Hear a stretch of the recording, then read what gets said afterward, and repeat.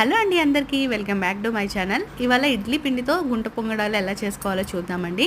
దానికోసం ఇడ్లీ బ్యాటర్ తీసుకొని సన్నగా తరుక్కున్న ఆనియన్స్, కొత్తిమీర, అలాగే తురుముకున్న క్యారెట్, కొంచెం బియ్యం పిండి, పావు స్పూన్ వరకు జీలకర్ర, అలాగే కొంచెం వంట సోడా, మీ టేస్ట్కి తగ్గట్టు సాల్ట్ వేసుకొని కొంచెం కొంచెం వాటర్ పోసుకుంటూ మొత్తాన్ని మిక్స్ చేసుకోవాలండి.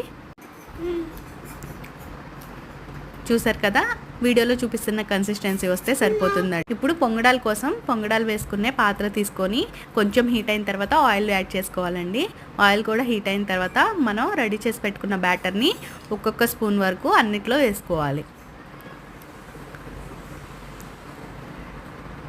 దానిపైన ఒక మూత పెట్టేసుకోవాలండి.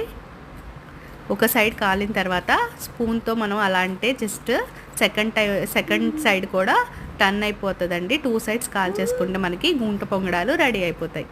ఈ వీడియో కనుక మీకు నచ్చినట్టయితే లైక్ చేయండి, అలాగే నా ఛానల్ని సబ్స్క్రైబ్ చేయండి.